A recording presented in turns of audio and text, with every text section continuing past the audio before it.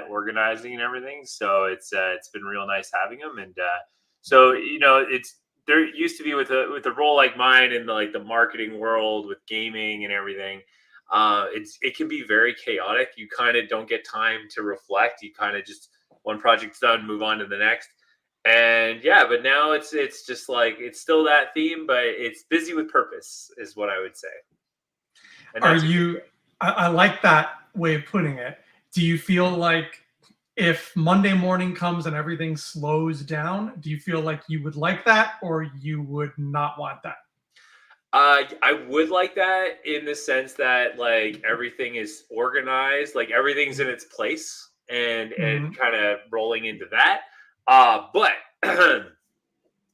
again, I like a consistent motion. I don't like spikes and drops. I like one fluid experience. Okay, that is fair.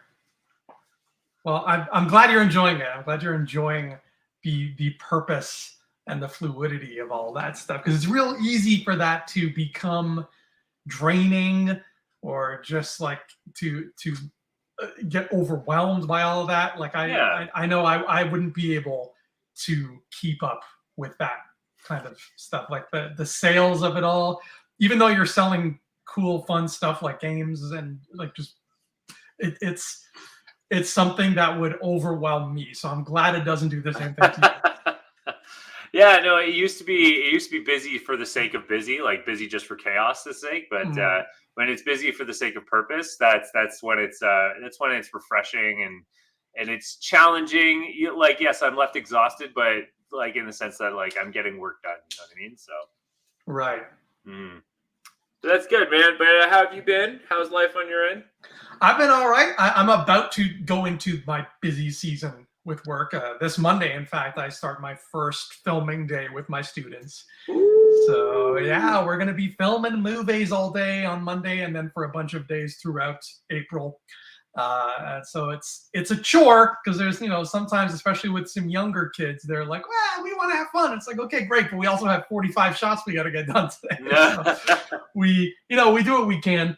But at the end of the day, they always turn out a great final product. So I'm happy, and I can't wait to do it. Awesome. Well, that's fantastic, man. By the way, I know we're going to jump into it very, very shortly, but I just want to preface by saying, with the whole X-Men theme that we're going down here, man, that 97 cartoon is amazing. Man, I mean, okay. First of all, welcome to Infinity Rewatch X. I'm Andrew Fantasia. What's up? I am Ryan J. Marvel, and it's just the X-Men train has left the station. And it makes me so happy that this show is as good as it is, because it's fulfilling. It might end up fulfilling 7-year-old me's dream, which is getting to see this animated universe coalesce in an even more meaningful way. Because all I keep thinking is, if this is as good as it is, are they going to give us a Spider-Man 98? Are they going to do continue the Fantastic Four show? Are they going to do the Hulk show again? And I can't think of a reason for them not to do that at this point. Those shows, like, they've got the money to make those shows. It's way cheaper than making the other shows that they've been making. Like, if they go down that road, Ryan, and we get the revival of the Marvel animated universe, and it's got the same quality as 97, and it looks like all the old shows looked, I think I would weep.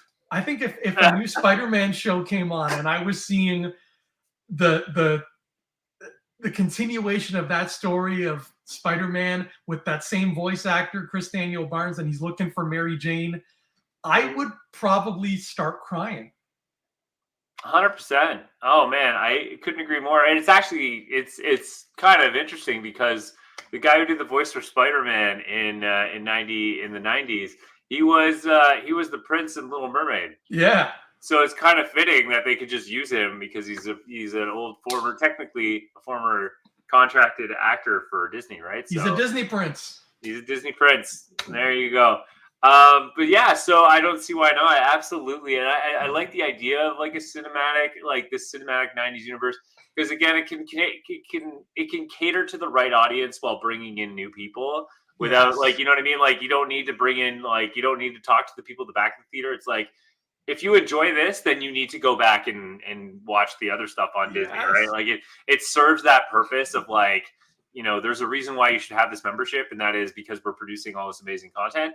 But at the same time, we have this great legacy of content that's also available on the platform.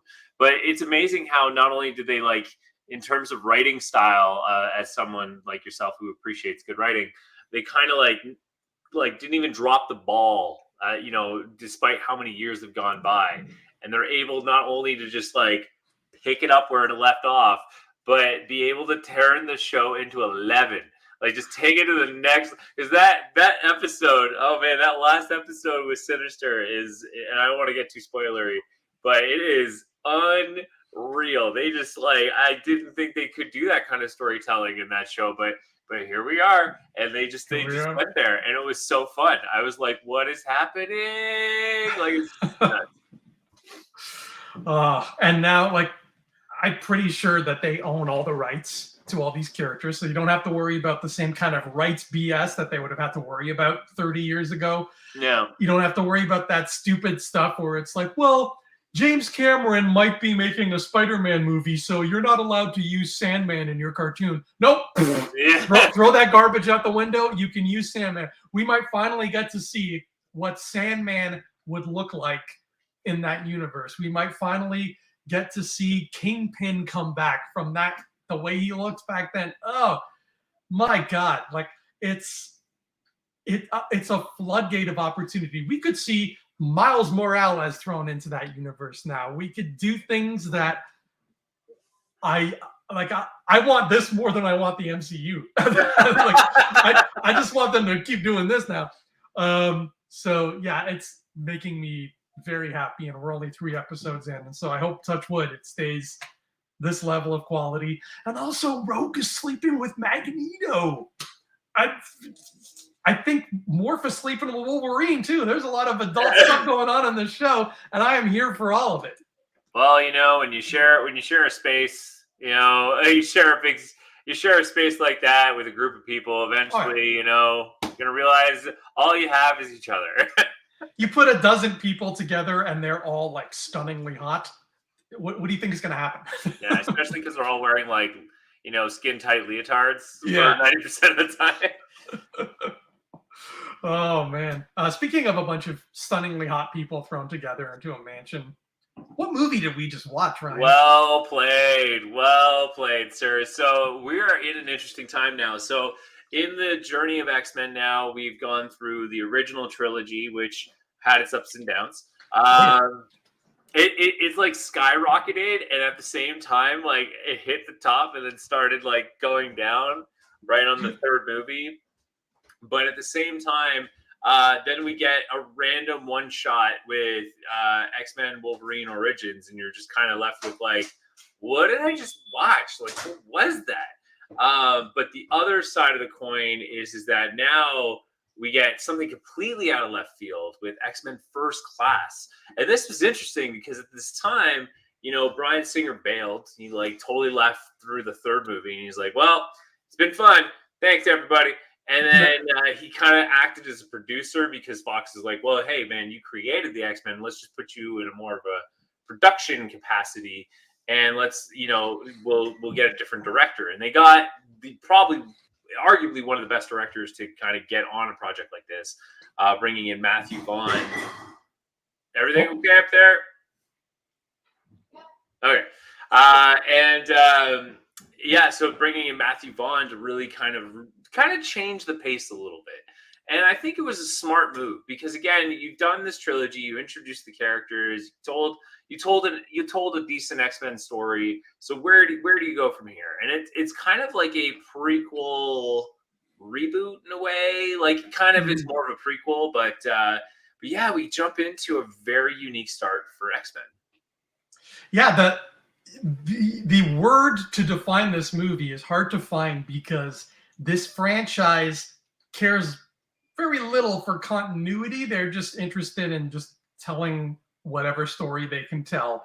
And if the story of movie 9 contradicts the continuity of something that happened in movie 2, they're like, whatever, man. It is what it is, right? Yeah. It's very comic book continuity. It's cafeteria continuity. It's like we're gonna pick and choose what we want to mix and match here, and I'm okay with that for this. I like when continuity is kind of adhered to better. You know, that's just the nerdy side of me. Like I like when things match up.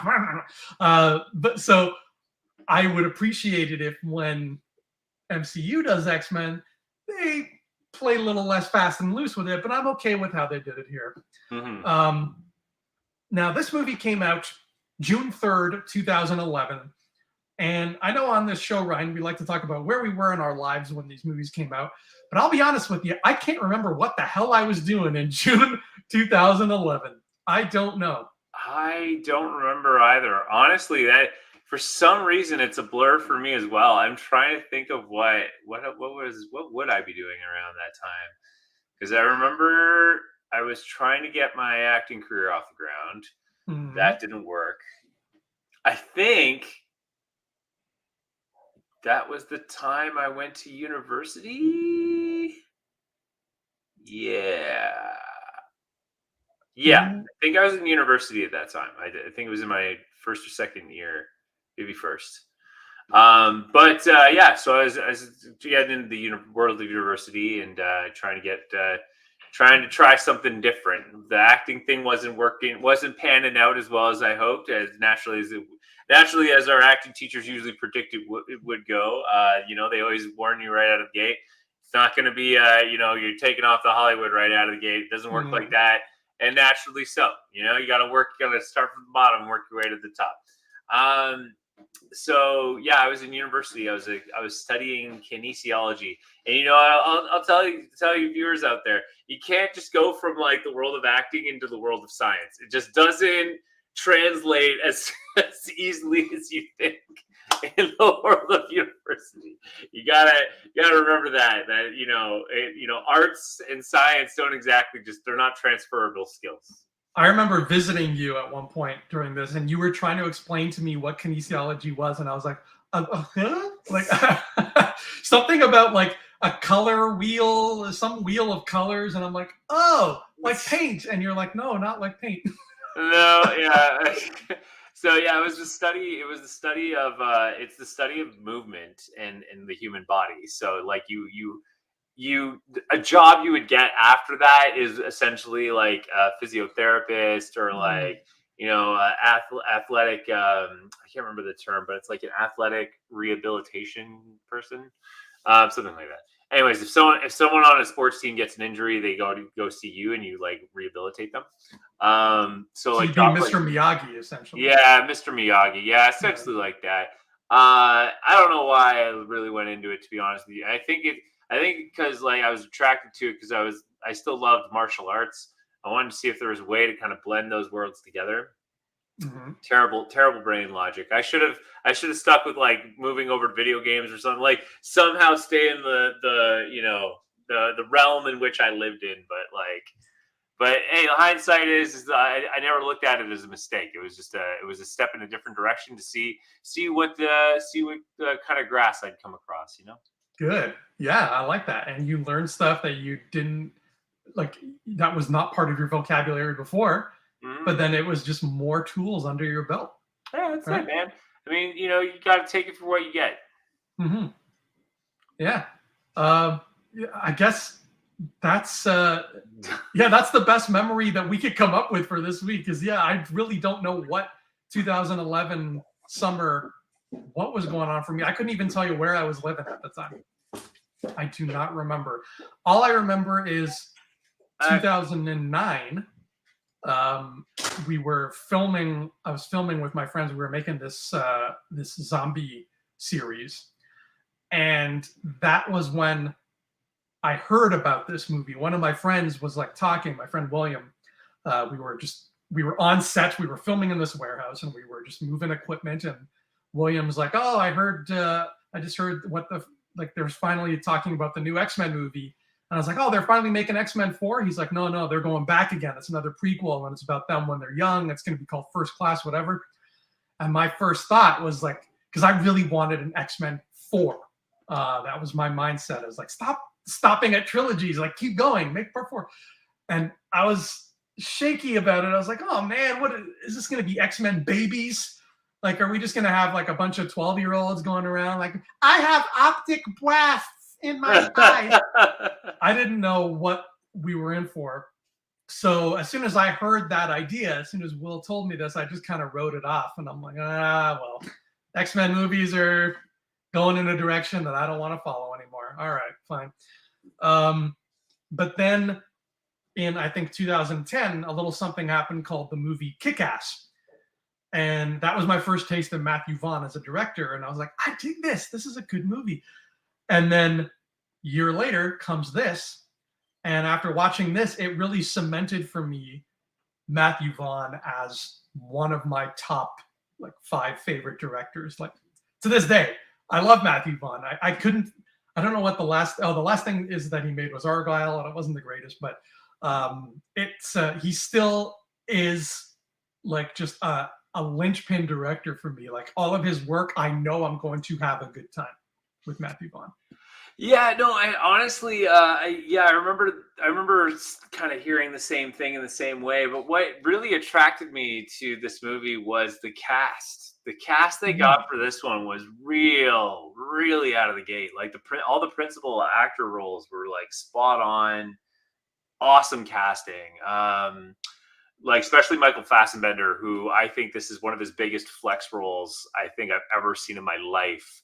Not only because he does revenge so well in this, but like it was a lot of like he speaks like 4 languages in this movie. Yeah. Like he goes right in with English, he goes right in with German. Then he comes out with French, and then he comes out with English, and then he comes out with Spanish. So this dude's just like flexing like crazy, and he crushes it too. Absolutely super fun. And then I can't remember his last name, but James McAvoy. Thank you. Yes, James McAvoy is Charles Xavier. I heard this guy was a huge fan of Xavier.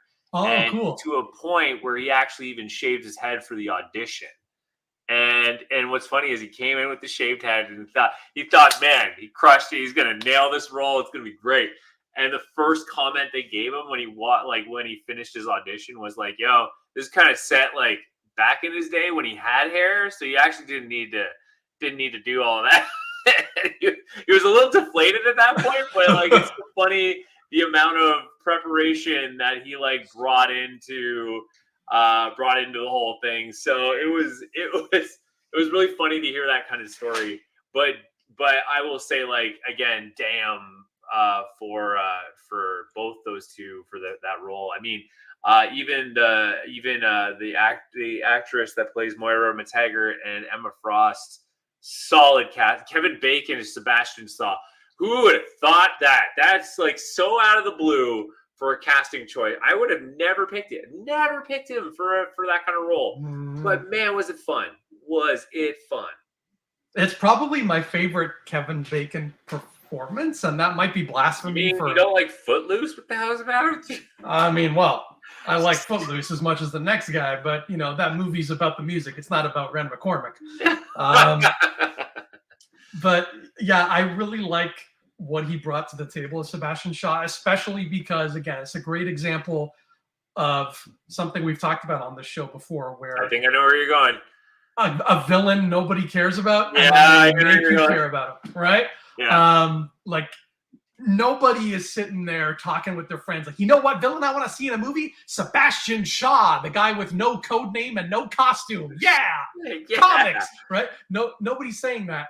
So they give us this guy, and it's like, oh damn, he's a scary villain. He's fun to watch. They did a good job with him. They integrated him into the story really well. I'm sure they play fast and loose with some lore. Like I'm pretty sure Sebastian Shaw in the comics was not the one responsible for Magneto's origin. But whatever. I will disagree with you on one thing you said, though, Ryan. I don't know much about Emma Frost as a character, but I do know she probably deserves better than January Jones. January Jones is, yeah, I'm sorry, she is not a strong actor. I'm not the first person to say that either. I mean, you don't see her in anything anymore. It got clear pretty fast that she was, this was not her thing, right? She was not cut out for this. She's just boring. Everything every character she plays, there's no life to it. And from what I gather about Emma Frost, is she's kind of this fun, sometimes I'm good, sometimes I'm evil kind of character, like the kind of character you would see in like Game of Thrones, where you're like, man, I don't know if I should be rooting for her or not, but she seems like that kind of person based on what I know about her. And I mean, half of this is the writing. It's not January's fault, but she does give a very bland, I'm a villain. Oh no, he's here to kill you. There's a telepath on that ship, right? That's her thing. Yeah, I'm not a fan of her acting, and it's a shame that the first time, well, the second time if you count X-Men Origins, that we get that character, it's got to be her playing it, because I'm sure that's one of the characters the MCU is going to scoop up and finally do right.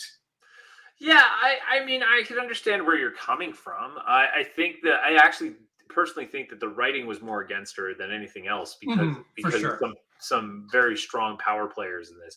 Because like, I don't know enough of the back end in terms of like why they decided to make her the way she was. Like, I don't know, maybe the period piece was against her kind of thing, you know what I mean? Like that time, with the late 70s, early 80s.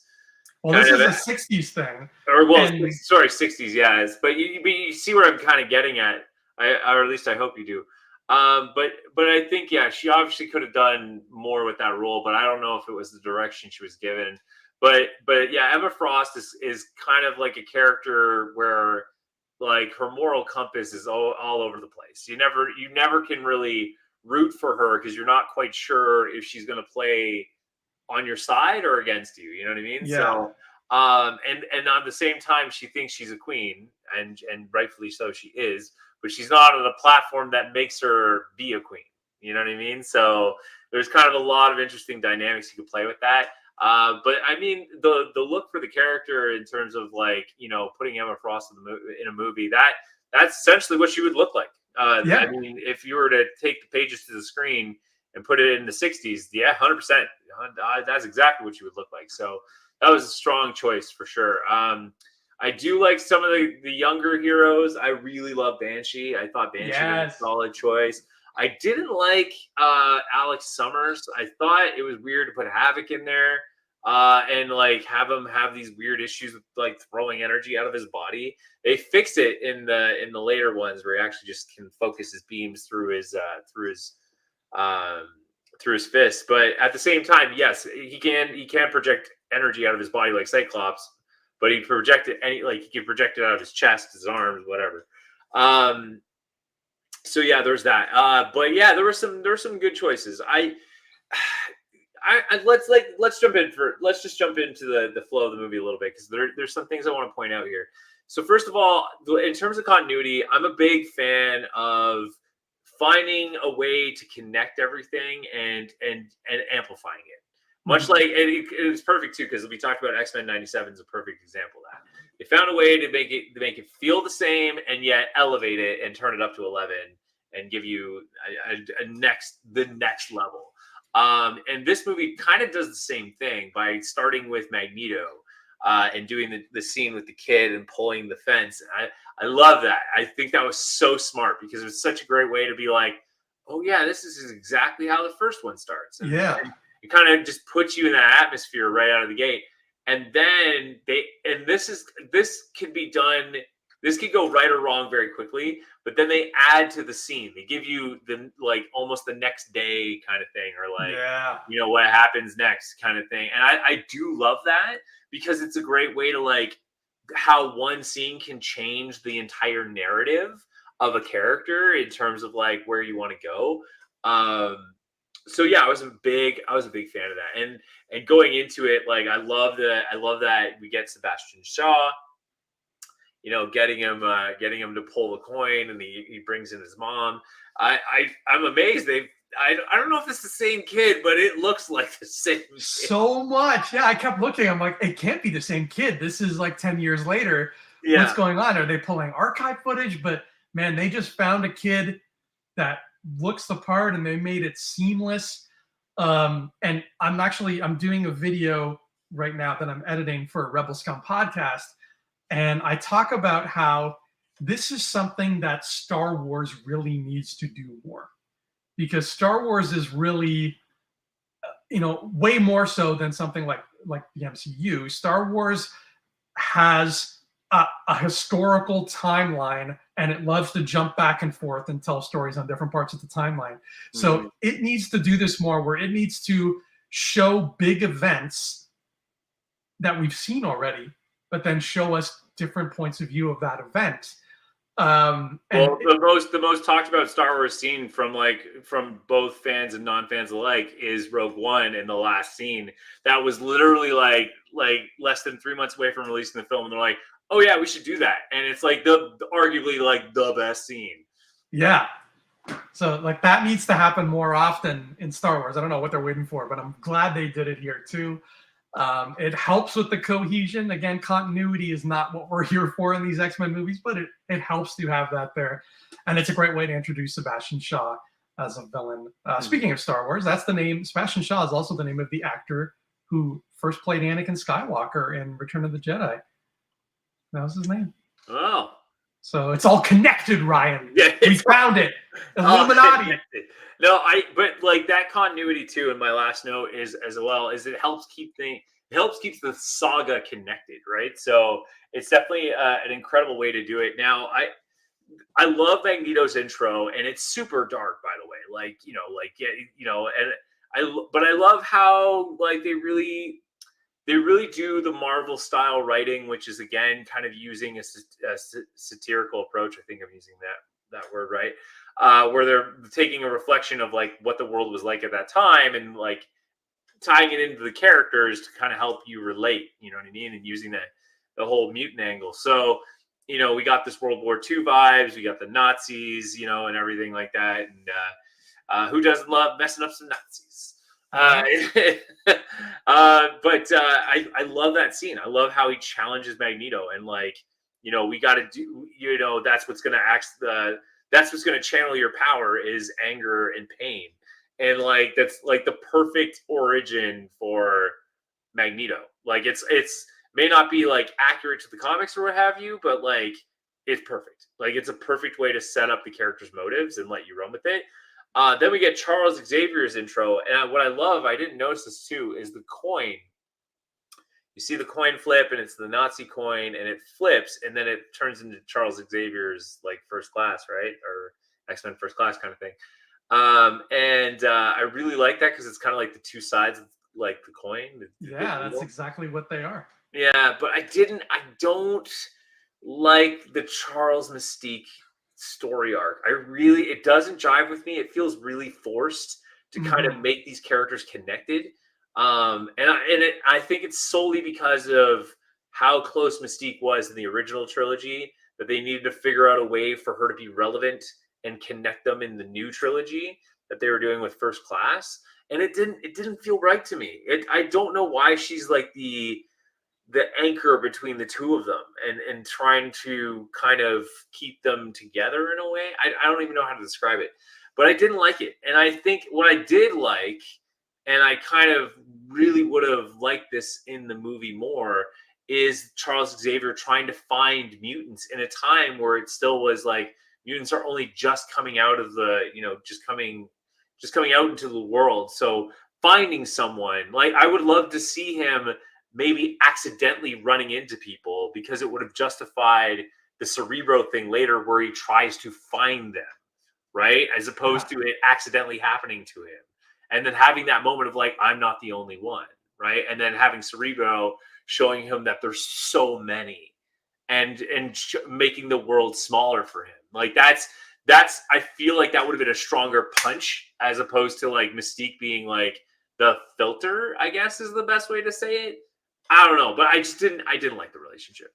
Yeah, the Mystique thing felt weird. I remember just in the theater too, being like, "Oh, okay, interesting." Yes. I do like how they took what you're saying about opening up the world and having him realize that there's all these people out there. I love that they did that, but with Magneto. Yes. Of Yeah. him, just that line of him saying like, "I thought I was alone," because he calls himself Frankenstein's monster. He's under the impression that the horrors of going through the Holocaust turned him into this, and that he's just unique in the world, that it's just him. So he's been living this life of just revenge, calling himself, this monster, thinking of himself in this way. And what's cool about that is we get to see in this movie on screen, we get to watch him learn he's not alone. And therefore, we get to see him formulate the idea of, I have people, and now we can rise up against our oppressors together. That's something that I forgot happened in this movie. I forgot that he didn't know he was one of a set.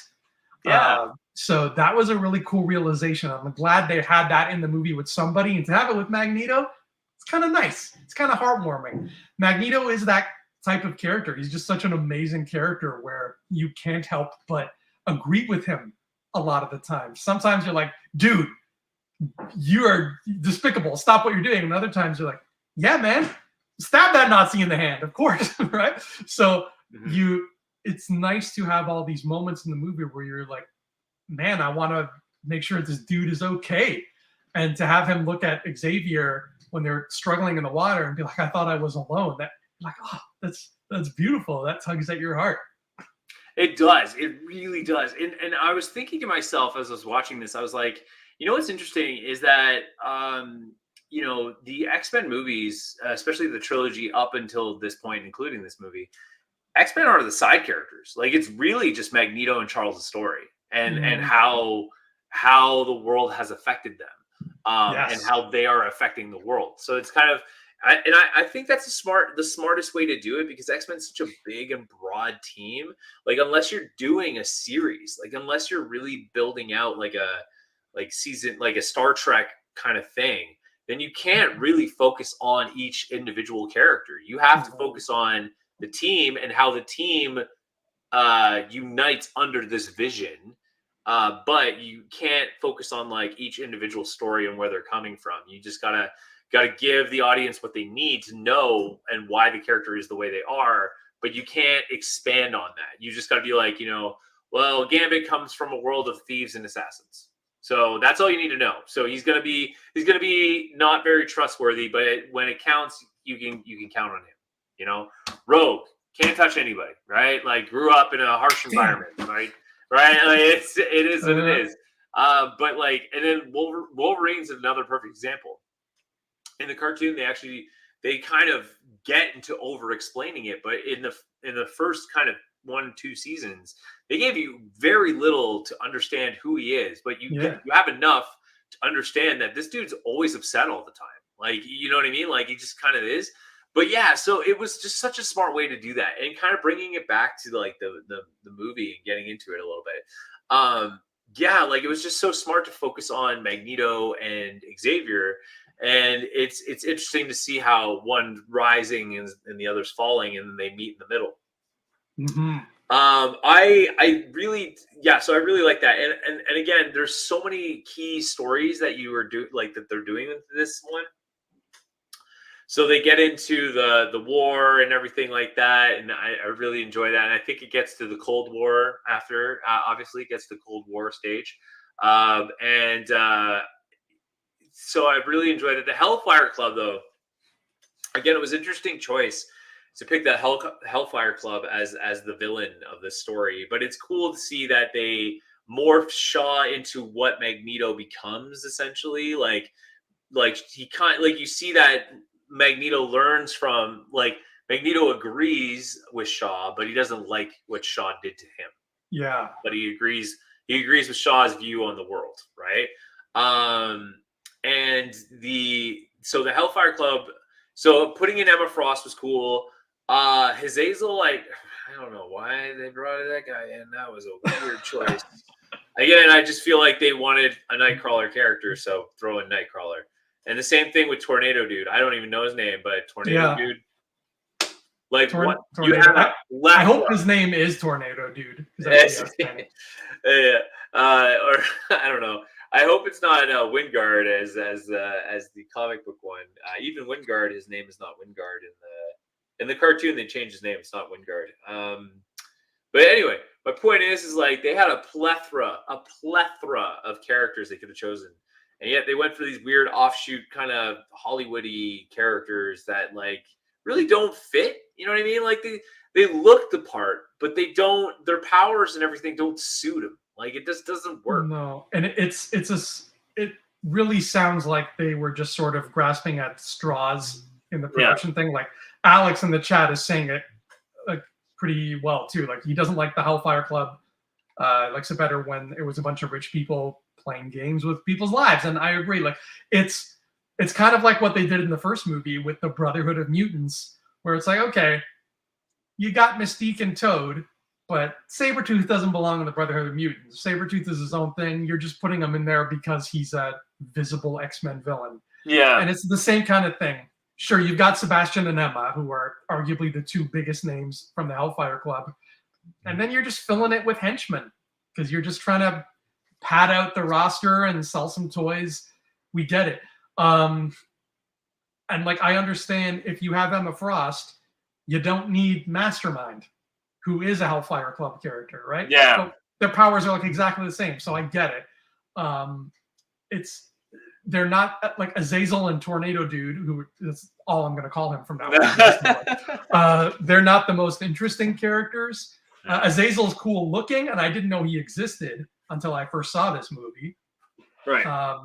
So I like that they are there, but yeah, they're not being memorable. But again, it goes back to what you said earlier, and I really like it. I never looked at it this way before, but like you said, it's such a vast world that you need to focus on just Charles and Magneto and just keep that as your central hub. And it was really smart of them to make that the spine of this movie, because it is like arguably the coolest relationship in comics, period, is the friendship between Charles and Eric and the ups and downs that it goes through and why they sometimes agree and why they often don't. And it really goes to show how you can't sit down and say, I'm going to make X-Men movies and go about it the same way as if you were making Spider-Man movies. Yeah. Because Spider-Man, it's already zoomed in. You can make your movies and you can tell your stories. Whereas with X-Men, like you said, it's so vast. You got this giant team.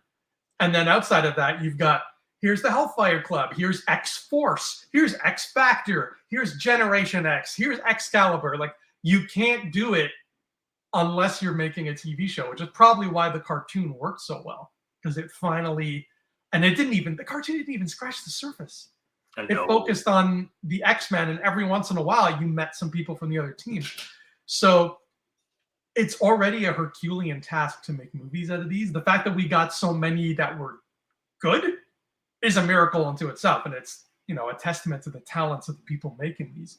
But they were smart in this because the genesis of this was their whole kind of misguided thing at first, where they were like, we're just going to make X-Men Origins movies and have that be its own series, right?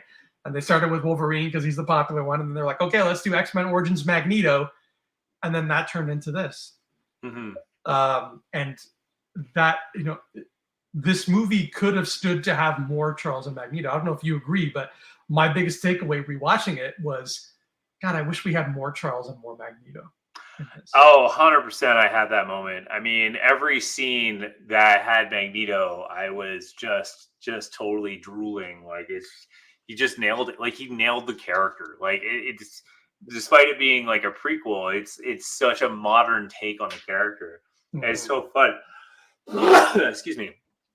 But yeah, it's such a, oh man, it's every scene that involved Xavier Magneto, you just ate up every second of it you could. And Alex, I love the comments you're putting in the chat there. I absolutely couldn't agree more. So you didn't agree with the Hellfire Club there, but Magneto, like, I love like the raid on the raid in the Russian office there, where he like runs to the field, pulls like all the comic book action, I'll describe it as, is like really fun.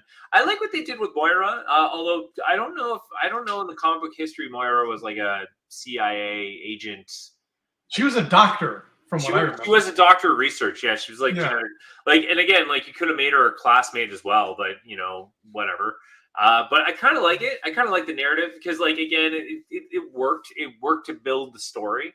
And I like, again, that mutants aren't well known at this point, right? So people don't know who they are. So there's so much distrust and disbelief in this whole thing. Yeah, she should have had the Scottish accent. That would have been cool. There was something I was reading about Moira, actually, and I'm curious about your thoughts on it, because initially they scrapped this early on in the writing process, but initially there was going to be a love triangle between Charles, Magneto, and Moira. And I get why they would take it out, because what we ended up with, the romance didn't happen really until right at the end when he kisses her. Like, there was no real romance at all there. However, I am curious to see the parallel universe version of this movie where they went through with that, because I like the idea of using her as this kind of anchor, is particularly for Magneto, because what happens when Magneto falls in love with a Homo sapien woman and then that goes wrong? How much, if any, does that influence the way he sees other Homo sapiens? Right? I don't know. That might be, it's kind of too cliche, in my opinion, to do something like that. I agree why you would, because it does give ammunition and really help drive this character's tragedy. Like, to have this character constantly have tragedies that like molds them into the strong character that they are, because some of the writing in this movie as well is absolutely brilliant. Like the scene, I love the training montage of the different X-Men, and I love the scene where he talks to Magneto about moving the satellite, and he says that the true focus comes from the point between serenity and rage. Like, you could have, and that could have been like the coup d'etat, if you will, for like having that love triangle, and then him losing Moira, and then the serenity and rage portion. But at the same time, I just think it's too cliche, and especially in this time, I think the romance, if you will, is this friendship, this friendship that Magneto and Xavier have. It is a romantic film, like, to have these gentlemen who finally can almost see eye to eye, and yet circumstances keep dividing them. And they look at solving these issues from two different perspectives. And Alex was right. Yeah, Magneto was married to a regular human in the comics, and then that's Wanda and Pedro. But then the Wanda Pedro story, Alex, like they changed their origins like at least 4 or 5 times. That they were like genetically made from Wonder Gore. But they also were like Inhumans at one point. Like, they kept flipping that script many a times. But yeah, I don't know. I don't know if I agree with you on that 100%. Would I have liked to have seen the option of it? Yes, but I think it was smart to take it out, because again, this is the relationship. The relationship with Magneto and Xavier is really what needs to be challenged constantly, and you don't want a third party in that. And even Mystique was technically the love triangle, except Xavier never looked at her as a romantic interest, and Magneto sees her for the beauty that she is. And I get that, but that could have been a smaller side story. It didn't have to be as big as it was. Because like the scene in the beginning where she's talking about like, oh, do you love me like this, and in Blue, and he's all awkward about it. Like, and to me, that wasn't Xavier. Xavier appreciates the beauty of mutation regardless. So for him to have a bias like that and just be like, nah, like because you're blue, like oh my god, right? Like I feel like he is above that, and it came off as very disingenuous. So I didn't like that portray. Like I feel like there was too many. They were trying to push in too many stories when you have this gem that is literally like Shaw is evil and Magneto is they're Shaw and Xavier are fighting for Magneto, and that's really what the story is. Right. I like that. I like that it's them fighting for Magneto. That's a good way to put it. Because in the end, Magneto is the future, and yeah, depending on who wins determines how the future is going to play out. Because we all know 40, 50 years from now in X-Men 3, he's going to be known as a Class 3 mutant, and that's a big deal. But yeah, the Mystique thing really is baffling, and I partially agree with you. Xavier being put off by her body. I agree that Xavier is a much more open-minded, welcoming person than that, but I do like the idea of if we're seeing him at his youngest point we've ever seen him, let's give him some flaws he's got to work on, right? Let's give him something so that he's not perfect. And Alex even mentioned in the chat earlier too, like the idea of him kind of being this cocky womanizer. You've got a very groovy mutation, you know. You've got these two eyes, and I love the idea of him having to smarten up a little bit, where he's not, you know, Obi-Wan Kenobi the second we meet him. He's got to work up to that first. I think that's fantastic. I think they actually could have stood to play with that a little bit more, because he grows out of it real fast in the movie and just becomes a wise professor pretty quickly. But the thing with Mystique, it's such an odd choice to throw her in here where, okay, he takes her in when they're kids and they grow up like brother and sister, but then when they're in college, she's like, look at me, don't you want to sleep with me? And he's like, oh, he's all uncomfortable.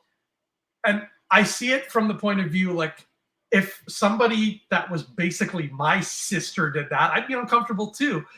And then for her to just on a dime start trying to move their relationship into a sexual place where it wasn't that before, as far as we know, and then to try to make that a competition between Charles and Xavier with her in the middle was weird.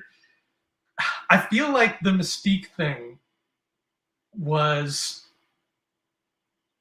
a late addition to the script. It feels like they may not even have had her in the script initially. And then they scored the win of casting Jennifer Lawrence. Yeah. Who was, that was like the height of her fame at that point. And they're like, oh my God, we got Jennifer Lawrence. We got to use her. And then all of a sudden, in their haste not to waste her, they kind of tried to shoehorn her into places where Mystique didn't necessarily belong. And I find that even though she had so much more screen time and more to do in this movie, I felt way more emotionally invested in Rebecca Romaine's Mystique and in the struggle she went through than I do in this one.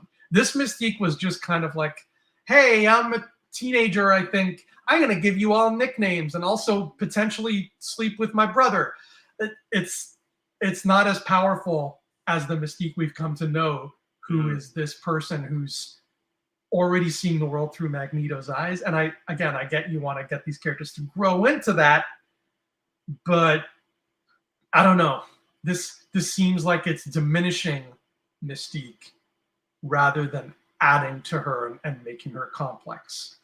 Yeah, and the reason, and I understand that her serving the story of looks because what happens to Beast later, and I love Beast in this movie. And Nick Holt, I'm a big fan of, and I did think that they nailed the character in terms of being the scientist. And did the cartoon do it better? 100% the cartoon did it better.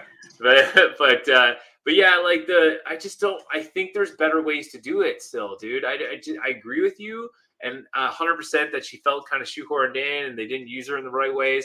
But and yeah, Alex, you're absolutely right. Like, you know, Raven is viewed as a surrogate sister kind of thing, but at the same time, like, they could have taken Xavier's obsession with mutation and and and him being just like in love with people who are mutants, and then having the story of like Mystique being like, oh, he loves me, like being selfish about his love for mutation, and that Mm, she views herself as the ultimate mutation because she can shapeshift, right? She can be anything.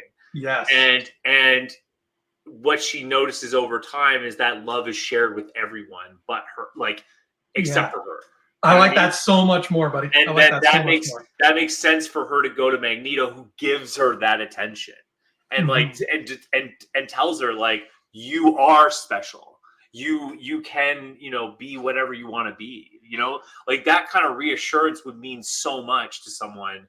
Where on the coin toss here is like you have Mystique being like like you with the final product we got, like you have Mystique being like, oh, you don't love me because I'm ugly, like I'm Mhm. an ugly freak, and that's not Xavier. Xavier doesn't believe that. He believes everyone can have coexistence. So why wouldn't he believe that? You know, like why wouldn't he believe that Mystique could not find love and all this stuff? Which he does say. He does say it. But like again, like that whole story, I think could have been more focused on again like Xavier's love for mutants and this evolution bringing a whole new level of, you know, cohesion amongst, you know, Homo sapiens and mutants and all this stuff, and yeah, and then, you know, Mystique wanting that love selfishly for herself, and then play up the script of that, like she doesn't get it from Xavier because Xavier is giving that to everybody. Yeah, I That's like that. yeah, that's how I would have done it for sure. Moving forward though, yeah, there was a couple other things that I was like kind of hoping to find in this whole experience. But yeah, I love the Hellfire Club. I love that journey there. I love the whole Cold War, moving the missiles to closer to Turkey and Europe, closer to Russia, starting that war there because then it creates the Children of the Atom, which was a nice Mm. little. But the kids, okay, so the mutants they picked were an interesting lot. We have Darwin, we have Angel, I think her name is, which is like, I don't think that's her actual name. I think it's Pixie or something like that. That's actually one of the notes that I wanted to ask you Yeah. is who is she? Is she supposed to be just Angel, but they gender swapped her, or is she Pixie, or is she something else? Because she's breathing fire too. Like, what's going on here? Yeah, she is, her name's not supposed to be Angel. I don't even know if in the movie they call her. I can't remember now. Yeah, she does. She says my nickname was Angel. Oh yeah, because her dancer Her, name. yeah, her Yeah. dancer name. I love that. I love that scene though when they go hunting for units, and I love the Wolverine nod. That was Oh, great. I love that. I think it's still to this day the best superhero cameo that's ever happened in a motion picture. Yeah. Like Well, people lost their minds in the theater when that happened. yeah.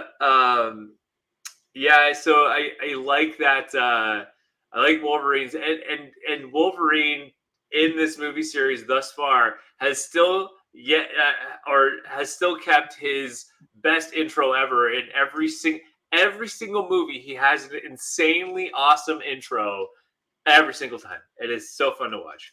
Um, yeah. So, but yeah, this one as well. But yeah, so they got bring in. Her name's Pixie, and she has the wings that grow out. Like Alex says, she's Beak's wife in the comics. Yeah. Oh, okay. Yeah. Mystique, like Sabretooth, works best as an independent villain. Totally agree there. Yeah. Uh, I was hoping we would get some sort of Juggernaut reference, but because how they did Kane Marco in the third movie, that whole stepbrother relationship with the competing for the family trust, it's irrelevant. There's no way you're gonna figure out to weave in that story. There's too much going on already. That's why Alex, I don't think they did it. And yeah, no, they couldn't have fit Kane Marco in this. But yeah, they did find some weird ones. Darwin, I thought was a kind of an interesting choice to start it. Alex Summers was weird. I just thought like I don't know, like I feel like he should have been the last of the first students they find. You know what I mean? Like if you're you're gonna tie it into the Summers family, it would have been really cool to like that was the end credit. Like, oh, like we have this kid who can project sunlight, and then you think it's Cyclops, then it's Alex Summers, and then you go that way. So that's what I kind of thought with it. But I think out of all of them, Banshee was the one that stole the show aside from Beast. Beast was a good idea as well because he is one of the first students as well. But yeah, it was not like Banshee was. Oh, I love that whole training montage. That's the whole training montage. Oh yeah, this movie's montage game is on point. But one thing I don't like from these prequel movies, and I've talked about it before, but they all suffer from focusing on something that is completely not needed to explain, or in the sense that like you focus on a moment so much to kind of craft it, you kind of force it to land that like, oh, by the way, we're now the X-Men because you're Professor X and you're Magneto. Like, no, that's not how that works. Yeah, that was really sweaty. Yeah, to try to find all the nicknames. Yeah. The recruitment montage, I wanted that to be another movie in itself. Oh, I just wanted Fassbender and McAvoy going around the world to be like, okay, who's next? Oh, there's this guy in Canada who can do this, and there's this girl in Denmark who can do that. Like, how entertaining would that be? But what we got was great. I agree. Banshee is like no perfect. Like there's no notes. Banshee looks perfect. He sounds perfect, literally. Yeah, Havoc is. It feels like it's literally having Havoc in here feels like it's the movie trying to tell us, don't worry about continuity. Like, yes, here is Cyclops' younger brother, and he's already an adult in the 1960s, like in the early 1960s at that, right? Like that's really them saying, like, no, don't worry about continuity. It's not happening here. Darwin, I liked him, but I understand like killing him off because I don't know how that power translates well. Like when he stood up and he's like, watch what I can do. I honestly couldn't remember. I'm like, how the hell does this guy show off his powers again? Like, he just ducks his head in the right? Like, yeah. I don't know combat wise how they would have utilized him. I'm sure the comics have found creative ways, but yeah, it was an odd batch of characters. Beast, I got to talk about Beast. He is my favorite X-Man. Okay. I like the idea that because this is first class, it says so in the title, I like the idea of seeing the issue 1 looking Beast where he looks like a guy and he's just got those big gorilla feet. I thought that was a really cool way to show Beast. However, once he becomes Blue Beast, he looks like just straight up bad cosplay. I hate the way Blue Beast looks in these prequel movies. It is ratchet. And then, like, not to jump ahead, we'll talk about it when it happens, but the idea of in the next movies where he's like, I can turn it on and off at will. No, because now that's not Beast anymore. You've just ruined it. Yeah, man. We went from note perfect Beast with Kelsey Grammer to like a really poor, it's literally name brand versus great value. That's how I see these two Beasts. I can't stand this Beast. I agree with you on the look. The look was not well executed. You're right. It felt kind of like low grade cosplay-y, for sure. Beast looks like a blueberry Grinch. I couldn't agree more, Alex. That's pretty accurate. Yes, and yeah, he had gray fur in the comics. He was a hairier guy, and then because of his experimentation, turned him into. I don't even need to explain it. You know what I'm talking about. But also going back to your K Marco reference, Alex. Well, we have you on. Well, we have your focus here on the chat. Kane was in and out of boarding school a lot. Well, Charles was growing up, and he was very frustrated because of that, because of the attention his father was giving his mother and all that. So that's kind of the hook to the story there. But again, it would have been too much to try to explain that, or even like give him that moment. Mm-hmm.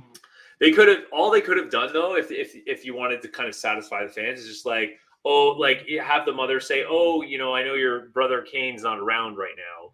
Like have like something like some reference like that, so fans can just drool and have their moment. But going back to yeah, the characters there.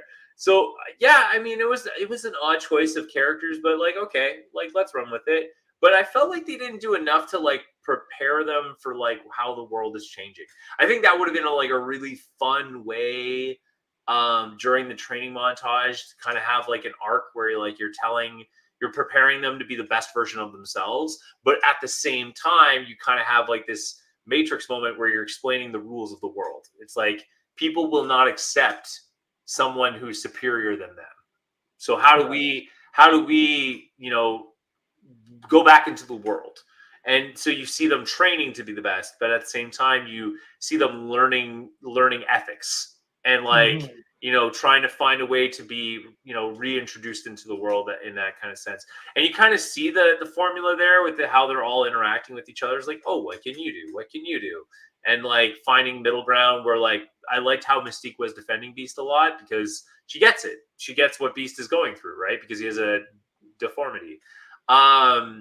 But yeah, Banshee should have had his class. But again, you cannot compete with the person in the cast of the cartoon because that accent of the cartoon is so good. Wow. But I did love the training sequence so much. And then again, Sebastian Shaw invading the school, which was really fun. I like that they found like the CIA agent who like I really think they could have played up that story too of like this guy is like all about paranormal things and like he finally gets like the treasure that he's been looking for this Yeah, whole he's like a time. proto Fox Mulder, and then he just kind of Yeah, slipped like out of the movie.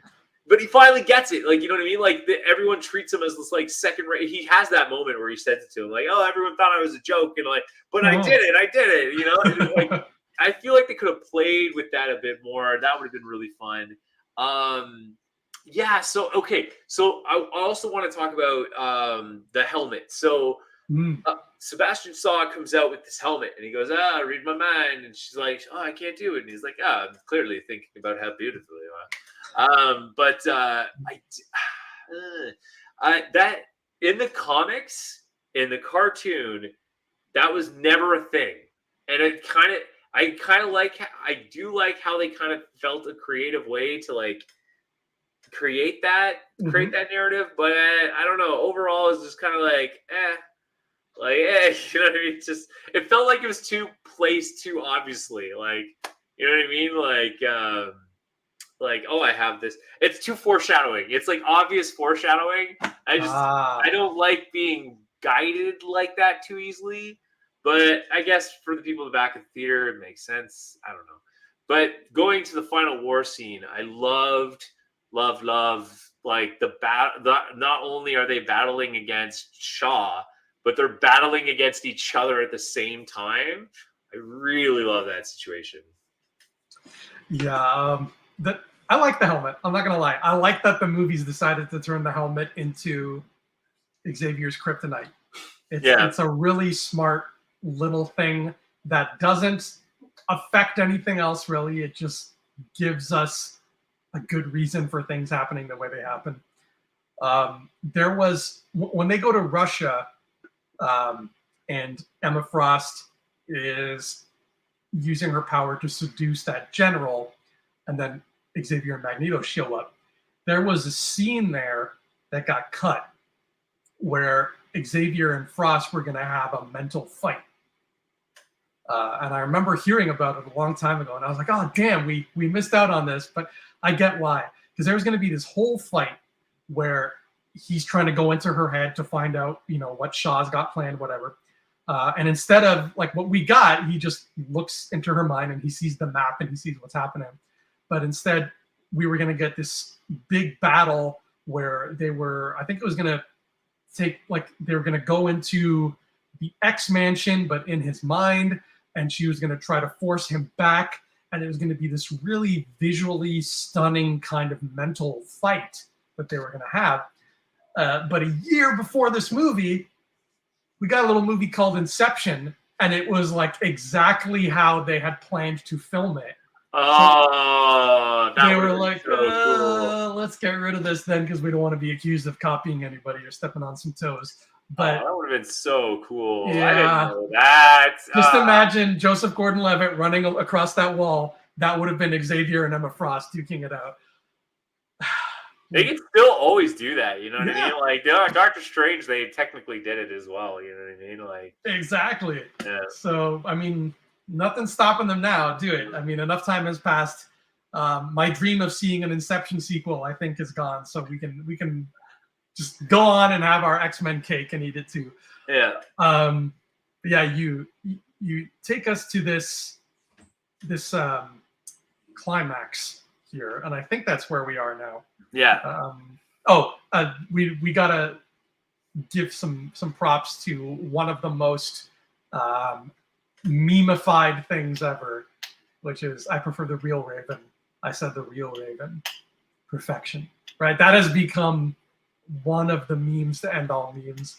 And I like it. It's a very malleable meme. I think it's good. I just wanted to They do like the writing is actually really some of the writing in this movie is actually really good. Some of the characters they write in this movie needs some work, but like the dialogue is pretty on point. I love how in the Hellfire Club scene with the general, Sebastian Shaw says, "Oh, I don't ask for favors. I tell people my expectations." Mm-hmm. Man, if I could pull off a line like that in real life and like in an office or something, like, oh, I'm not asking for a favor. I'm just laying out my expectations. Like that is the biggest like slap in the face you can give somebody with words. Like, can you do that on Monday at work and then punctuate it by just going like this? It just raise your arms like that. Yeah. I would have loved that, but no, I won't do that at work because I like my job. So yeah, you want to keep your job and maintain what's going on. Man, this climax is climax. It's one of my favorite climaxes. I think in comic book movies for sure, and maybe in movies in general, might be in like my top 20. Like there's so much happening here. For starters, I mean, I know you and I had the same moment where those binoculars come down and it's our boy Michael Ironside. Yeah. Right? I can't see him without thinking of you. I love Ironside, man. Oh, his role in Starship Troopers will be like my absolute, be my dream role forever. Oh man. But seeing Michael Ironside. Oh man. But what I like, so a couple things I like. First of all, seeing, Alex brings up a good point, is like the use of powers, right? Like Magneto in this, we see him use his powers in such unique ways, like as opposed to lifting cars and pushing guns out of the way. This one, like he takes like barbed wire, wraps it around people. He takes the filling out of some guy's tooth. You see him levitate the coin and then flick it. Like you see so much clever use of his powers. Using the chain from the boat, and the anchor, and like blitzing through it. But the other cool thing too is like, again, like how Xavier uses his powers, how Sebastian Shaw uses a nuclear sub, which again, you wouldn't think, like from what we've seen from Shaw already, it's like you wouldn't think he would do something like that. But then again, like, yeah, he's absorbing a nuke into his body. Yeah. And he's gonna use like that's nuts. But then I love this kind of action sequence in terms of like the inflicting pain. Now, in this instance, what I mean by this is that you usually have two characters duking it out, right? Fists or powers, and it's like I throw you here, I do damage there, like kind of thing. But what I love about this is the triangle of fighting. Okay, Xavier has Shaw frozen in his spot, right? And Magneto's facing him, and he puts the coin through his head. Okay, but what's crazy about this and this triangle of a fight here is that Xavier has to hold him in place, so he's feeling the coin being ripped through the dude's skull, and I'm like, that is brilliant, because like there's three people in this fight, and like how does that even play out? And that's how it plays out, and it's brilliant, and so perfectly photographed. To just continue to pan along and cutting back and forth between Charles and Sebastian, and how the one who's screaming in agony is not the one who deserves it, right? Yeah. Oh, that's so good. Yeah, that's so true. And Magneto's just like, I don't care.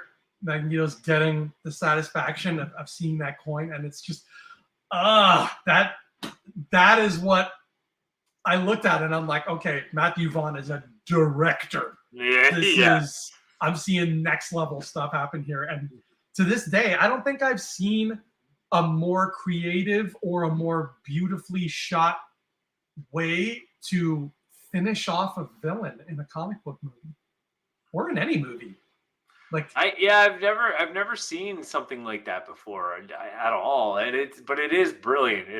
And I mean, there's not the only moment of brilliance too. Is like we all know that Xavier loses his ability to walk because of his powers over time.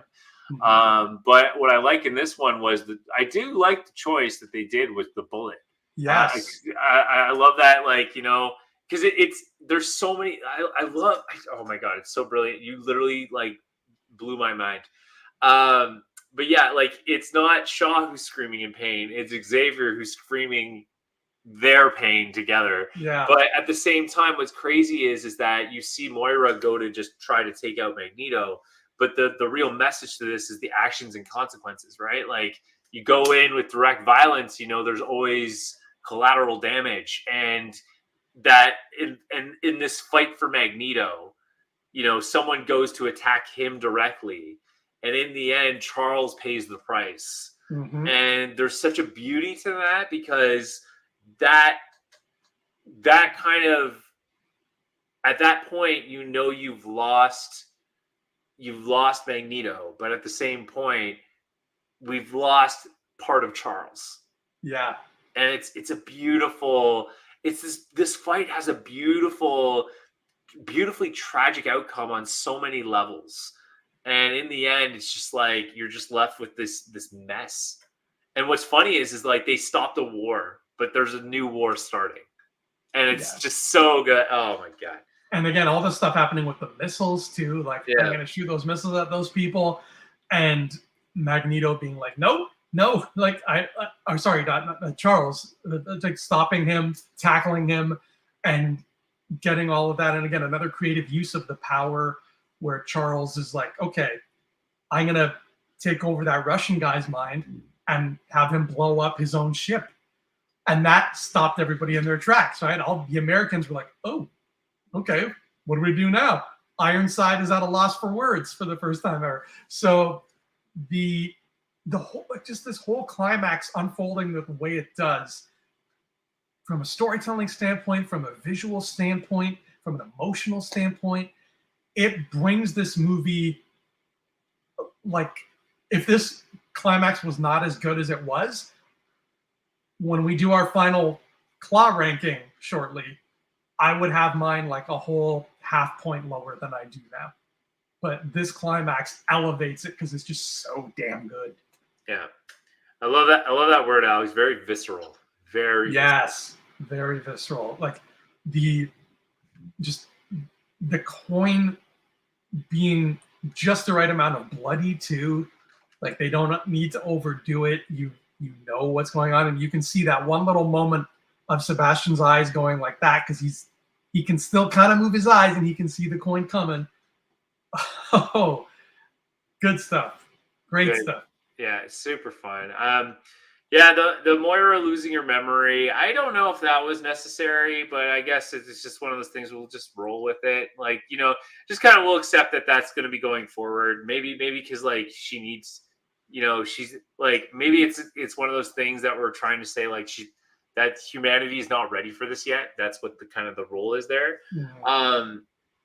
But yeah, overall, like, yeah, the really this movie, again, you could have dialed back on the X-Men characters a little bit and really focused on the relationship of Xavier and Magneto and Moira, and just had that kind of, humans versus like Charles and Magneto, and like kind of had that be like the center of it, with Hellfire Club being like the root evil kind of thing.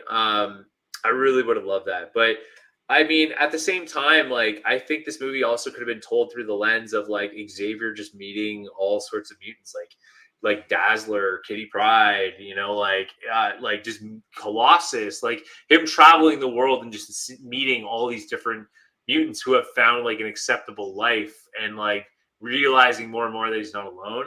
But in the end, like this movie definitely proved like how good an X-Men movie could be. Giving it the right structure and circumstances.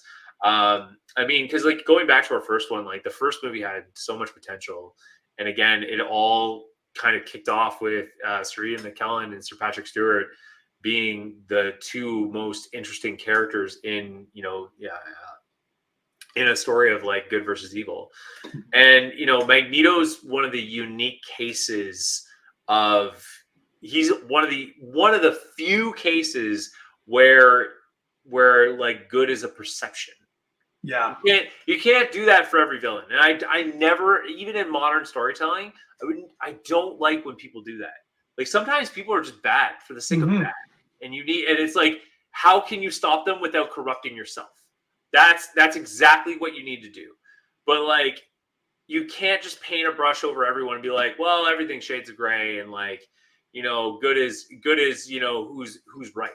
And it's like, no, there are people who like love bad for the sake of being bad. Like, you know what I mean? Mm-hmm. But Magneto is one of those beautiful characters where like everything is shades of gray.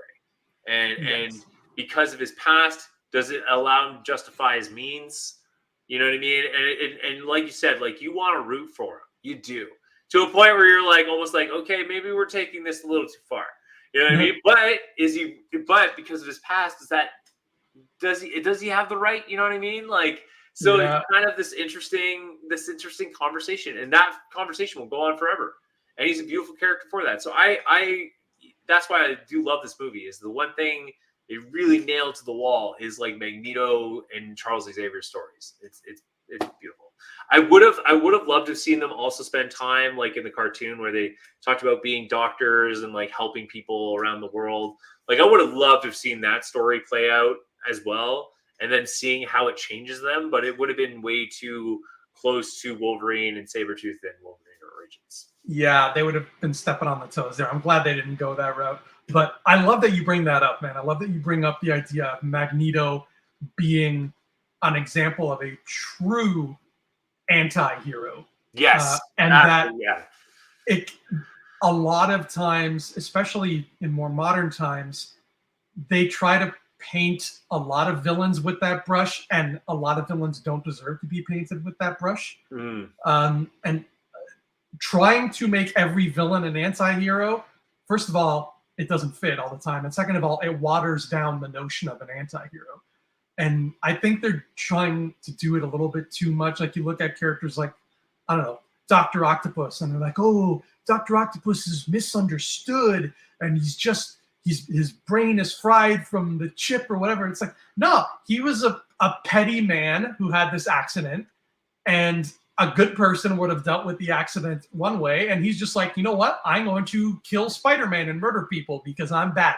That's a villain. Dr. Octopus is not an anti-hero. He is a villain. So I get that a lot of the time it's interesting to paint in shades of gray, but personally, I think sometimes straight up evil is even more interesting. And let's just play in that field some more. Like not everybody has to be like, well, but maybe, and it's gotten out of hand a lot with comic books. Well, no, like that's why, like again, like movies like Dune right now is doing so well. Like the Harkonnen are bad, like straight up bad, and like what do we do to get rid of them? Like right, and you kind of enjoy like how do you take on that kind of evil? That's the beauty of the story, right? And the one thing I love about Magneto and bringing it full circle to this podcast is in X-Men 97. There's a beautiful line that Magneto says in the second episode. And Cyclops is like, he offers him the coffee. He's like, poison? And he's like, oh, roast. And they have this like, ha, ha, ha moment. But Cyclops is kind of like thanking him. And Magneto warns him. He's like, because Cyclops is like, oh, at first I didn't want to trust you, but Charles trusts you, so I should trust you. And he's like, no, you shouldn't. But I love how immediately Magneto shuts him down. Is like, no, you shouldn't. You should challenge me all the time. And he's like, and I love this line he says. I don't know if I'm quoting it verbatim, but he goes, fortune is often followed by tragedy. And I was like, good fortune is often followed by tragedy. And so I love that because, like, again, like, you're right. Like, when it comes to an anti-hero, it's all about, like, again, just that moral ambiguity. And in his character, it really, really works. It really does. Because this guy's been wronged to such a core level that's like you want to root for this guy. But at the same time, but it is, and this is why Dune is so great, because Dune, people mistake Paul for being the hero. He's not a hero. Yeah. And the second book is the biggest warning about that. And they, in the end of part 2, I don't want to get into spoilery attitude, but they really bring up the themes from the book, which is like, you got to be careful about your messiahs. You really do. Because you never know, like, how they get lost in their power, right? And it's not that power corrupts and corrupts absolutely. Power attracts people who want to use power to corrupt. Yes. And that's a real big warning. So yeah, and that's why Magneto works as that kind of character. But like you said, you cannot do that with every character. No. And that's why again, going back to the X-Men cartoon, Sinister is bad, and you could and it's the fun is watching how you deal with him. Yeah, his name is Sinister. Like, he can't. There's no sugarcoating it. He chose that name. He's like, I am an evil person. Yeah. There's a reason why in Marvel United, the greatest board game ever made, there's a reason why season 1 was not X-Men. Season 1 was Avengers, and they had blue characters, which were heroes, and red characters, which were villains. And then season 2 was the X-Men season, and they introduced purple characters, which were anti-heroes. And the first ones you got were Magneto and Mystique. There's a reason why when X-Men came along, they were like, we need to change the dynamic of our game because of characters like Magneto, right? Because it just, some characters require that. Not all, but some do. And I love that Magneto is the gold standard of that, because he really is. He's just awesome. And this might even, this is definitely the first time we get to see him in his purple and red, finally. I can't remember what he wears in the upcoming movies. Those have really blanked for me, so I'm curious to see what he looks like in those. But this brings me to a question I wanted to ask you. Because what we have here is our first, I think ever, superhero movie that's also a period piece. Yes. We have this early 60s setting. In my opinion, I wanted them to play with the setting more. I would want this movie to be... Time out. It's not... If you're counting a Marvel movie and saying it's period piece, then you're right. If you're counting superhero movies, The Phantom is a period piece. You're right. And The Rocketeer. So just putting that out there. You're absolutely right. And Incredibles. The Incredibles is also a period piece. So you're right. Yeah. There's been some before. But in my opinion, I wanted this movie to be an hour longer. I wanted them to play more with, first of all, a lot of these characters and like their relationships and stuff, but also with something that you brought up earlier in this podcast, Ryan, which is you said, and I totally agree with you, he erased Moira's mind because the world is probably not ready for mutants yet. And one of the best examples of that is in that scene where she's like, I can't remember anything. And that guy's like, goes to show you, fellas, women don't belong in the CIA. It's like, look, humans can't even accept each other yet. There's no way they're going to accept a different species of human. And I wish that, a lot had happened in the 60s, and I think setting it amongst the Cuban Missile Crisis was cool. But I think you could have played with a lot more topical to X-Men stuff, like the civil rights movement, which happened in the 60s, and really used the time period to your advantage. And also visually, too, because a lot of this movie is spent in places where, you know, you look at shots of this movie, and with very few exceptions, it could be set in 2011 for all you know, because it's just them in front of the mansion or them in this bunker. I think really the most 60s part of the movie is right at the beginning when they're in Vegas. Because when Moira's spying on them in Vegas, that casino, that's like pure 60s. I wanted more. I wanted them to really just drown us in 60s atmosphere and in 60s politics to drive home the X-Men of it all and the civil rights of it all, because they are connected. There's a reason Stan Lee made these characters in the 60s, because that was happening. So my question to you, Ryan, is, it's got two parts to it. One is, do you find that the 60s were underutilized in this, or are you happy with it? And the second part is, now that you've seen this again, what do you want them to do with the 60s in Fantastic Four? I was ready for the first one. I wasn't ready for that one. Man, I just quick call out for Alex there. I love his comment. Someone said this about Green Goblin. He's not a good man gone bad. He's a bad man gone made worse. Beautiful, Alex. I love it. I love that. Giving me time to think about a well-curated answer for this. Mm-hmm. All right, so did they use the 60s enough? No. Do I agree that they could have used Civil War themes to help perpetuate that message? Yes. The only issue I have with that is it may have been too on the nose to kind of spell out like what the X-Men's all about. You know what I mean? Mm-hmm. So I would have been very cautious if I went down that avenue, because I also don't want to take away too much from certain themes. So yeah, I would have been very cautious about that. That's fair. But that being said, you're not wrong. That definitely should have been. They should have played up some more of those 60s issues more, especially too, like, you know, especially like Reagan era, you know, like immigration, you know, like those themes as well. Like, absolutely, yes, like that. Really, those themes were really played well with X-Men. Absolutely.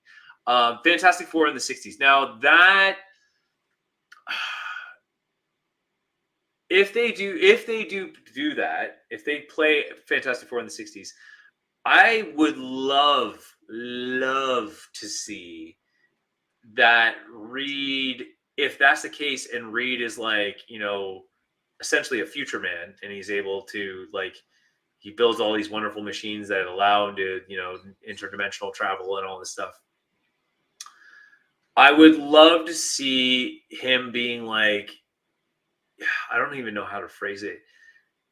I would love to see him being challenged by society that, you know, it's kind of one of those things where he's kind of seeing so far ahead that people can't see it. You know what I mean? Like, Mm-hmm. It sounds too simple to say, but if you really play up the themes of what I'm talking about, it's essentially like, you know, like, oh, there's no way he's right. Like, the world will never be like that. Like, you know what I mean? Like, he can see the world and how it's going to turn out, like with mutants, and like, you know, how we need to learn to accept, to evolve. And, you know, I think the best way to kind of say it was, there was a great conversation with Bill Nye, good old Bill Nye, the science guy. Bless you, Bill. And another scientist. And they said, what can change your mind? Like on a hypothesis.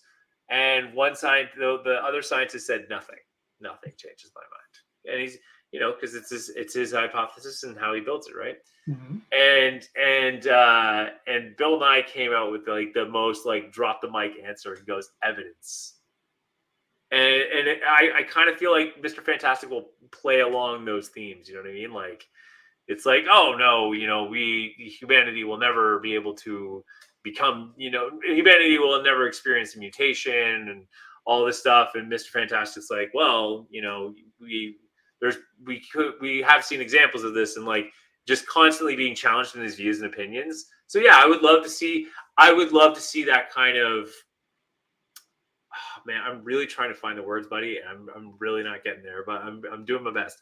But I really kind of love to see that leaping point where it's like religion and tradition versus science and new ways of living. And that the old giving way to the new. Yes, exactly. So with that being said, without spelling that theme out, having it played out with Mr. Fantastic. That's what I would love to see. I like that, man. That's really, really cool. It's like, have you ever watched The Sopranos? Yes.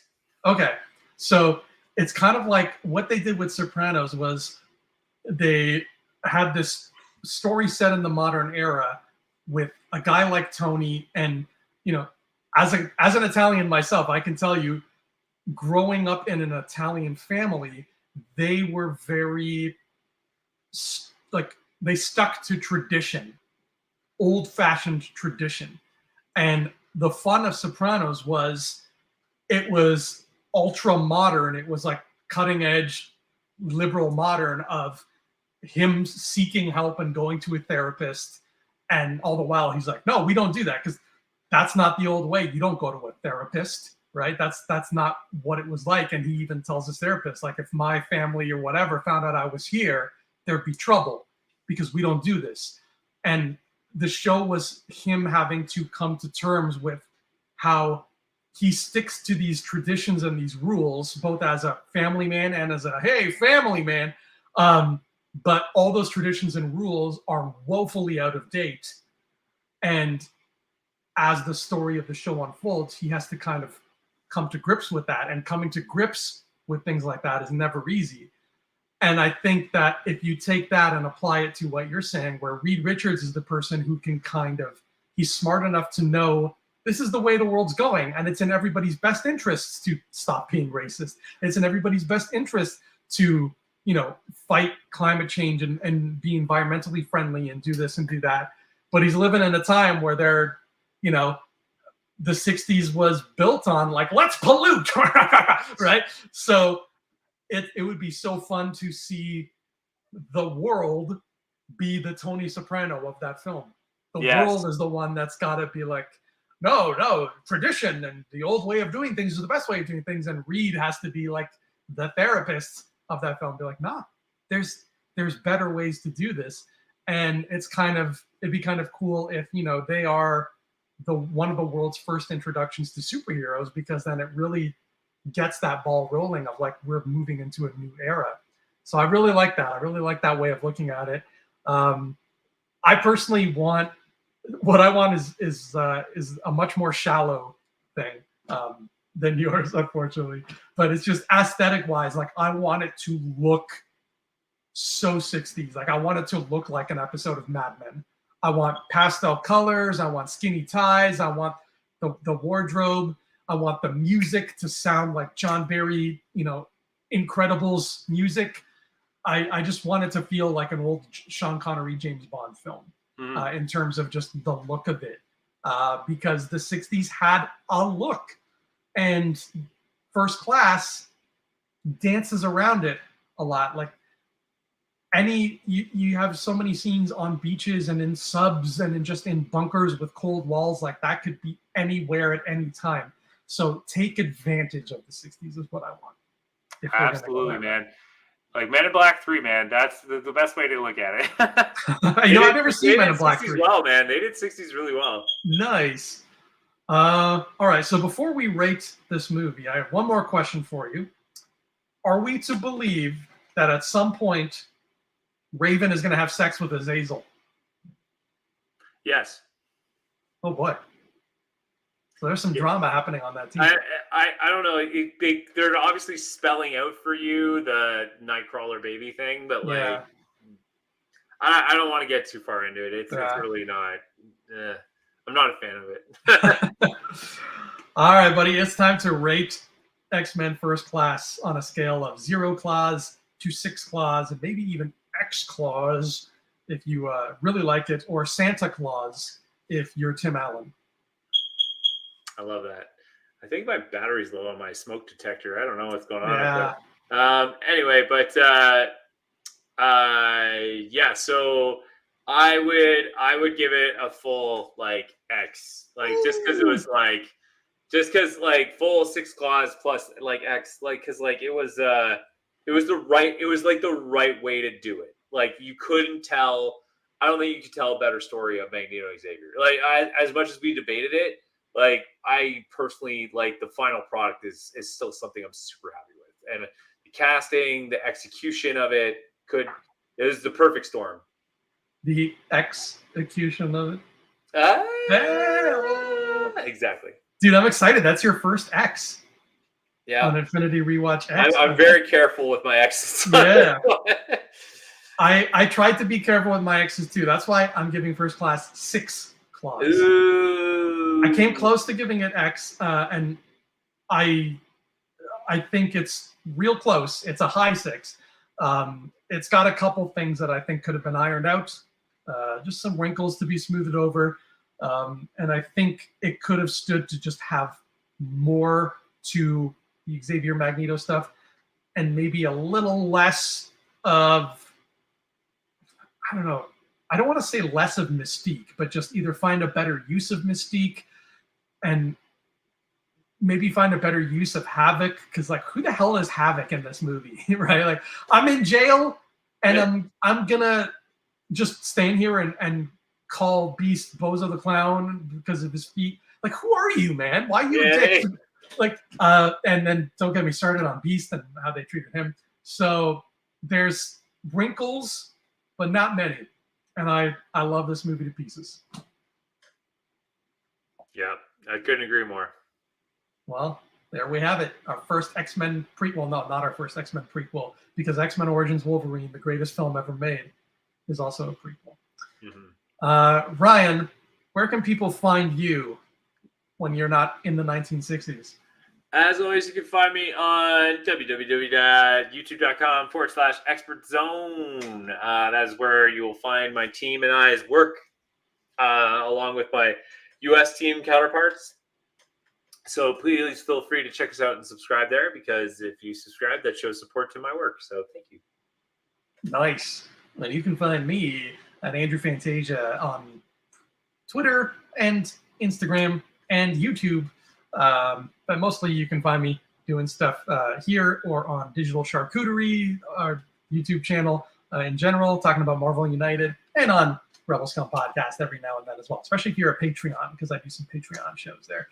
But coming up next on Infinity Rewatch X, we have an interesting controversy, because a movie that you said you don't like and a movie I said I do like, which is The Wolverine. So I'm really curious to see what's going to happen during that podcast. Will I change my tune? Will you change your tune? Imagine we both change our tunes, and at the end of it, you're like, this is the greatest movie ever made. And I'm like, I hate life. Yeah, I doubt my opinion's going to change. We'll see. I think we're in for a treat. I remember really liking it. And maybe when X-Men 97 is all said and done, we'll do an episode about how that season turned out and what we can look forward to in the future. Hopefully Spider-Man and other animated series as well. All right, buddy. That's going to be it for us today. Thank you for listening to Infinity Rewatch X. We will see you all next time. And until then, please have a marvelous day.